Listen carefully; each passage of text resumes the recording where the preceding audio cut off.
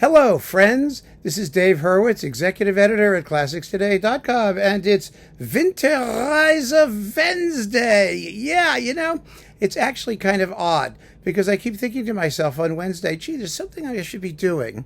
And, I've done a bunch of these things, and I'm sitting here next to this, stack of Winterreises that we still haven't talked about, and that we'll have to get to sometime in this lifetime.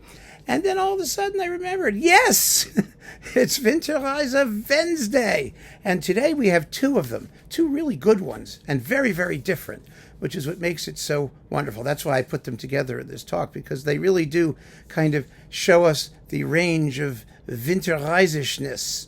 First, we have Matthias Goerne with Christoph Eschenbach on Harmonia Mundi, Eschenbach playing piano.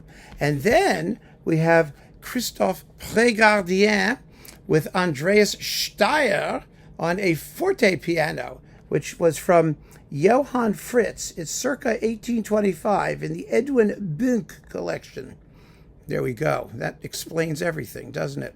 But actually, it's very, very interesting because first we have a baritone singing, and second we have a tenor singing in Prégardien. So we've got, at least as far as the men go, kind of the range of what you do in this work, although we heard Marty Talvala, a superb bass soloist, doing it as well.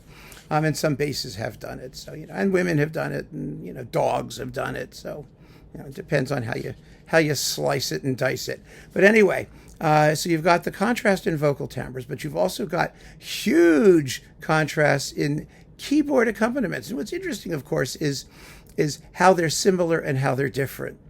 They're similar in the sense that both Eschenbach and Staier are wonderful, wonderful keyboard players. They're very good, and they understand what the music wants and where to go, and they work very well with their soloists.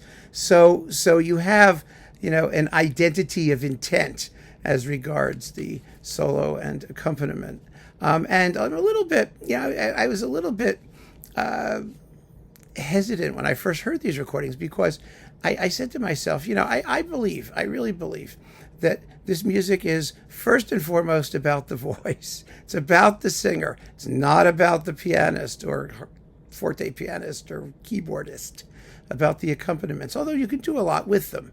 They're rewarding in themselves, and Schubert actually asks the keyboardist to do more than merely just accompany in the background. So yeah, there is that, but that's not to worry. But they are really quite different in terms of their approach to the accompaniment.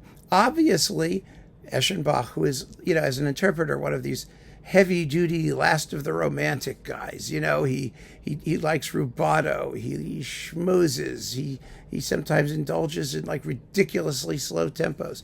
Staier, of course, is just the opposite. Staier is a classicist, a Baroque guy, a harpsichordist originally, and a forte pianist, or more known as a harpsichordist, and a forte pianist. And of course, he's using an instrument of the epoch.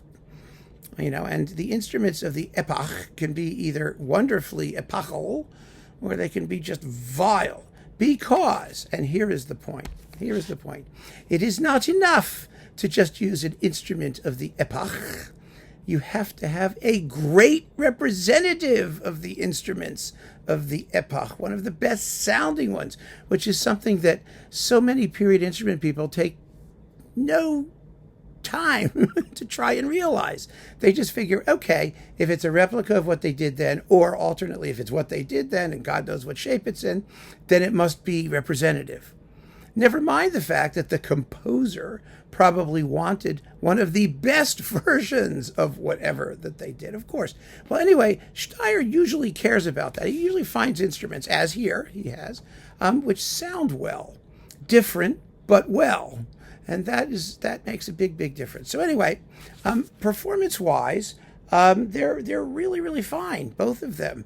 I can't go into the details here, this brief forum of what they're doing that makes everything so different. But Goerne, of course, already did a Winterreise, a fabulous Winterreise, as part of the Hyperion Schubert Complete Edition.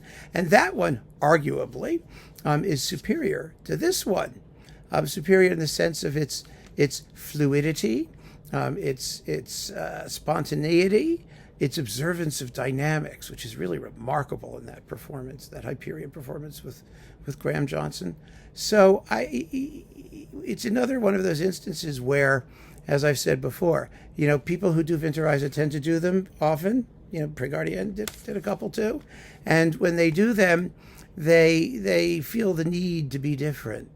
And if they did it fabulously the first time, then the ways that they can be different are usually only deleterious. They're only not as good as the first time. Let's put it in simple terms.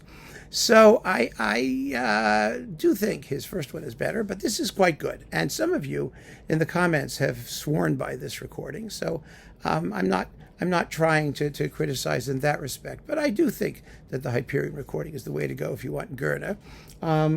This certainly isn't bad, but in context, putting these two together, these make wonderfully contrasted versions. And what they teach us, to be honest, is that the differences between the period, authentic, whatever you want to call it, historically informed approach, and the modern let it all hang out approach, they're not that significant. They're truly not that significant. I mean, you've got to have a great singer who knows how to sing, first of all, who understands the text, who realizes the music through the meaning of the words. I mean, and there were always people in the classical period who wanted to let it all hang out. In fact, they did it more. We know they did it more. We know they did it more from the descriptions of period instrument players, of people like what's his name, Tartini or Spumoni or these Baroque guys who used to play violin, their eyes would roll and they would sweat and perspire and drool and salivate and huff and puff and play the thing upside down. And there was so much more wantonness in the classical and Baroque eras than there was in performance in the Romantic era. The difference is that in the Romantic era, the music has the wantonness written in, and the performers are supposed to be more strictly attentive to the actual written text, whereas in the classical period, you added it. But they did it. One way or another, it got in there. And it gets in there in these performances in a completely idiomatic and comfortable and lovely way.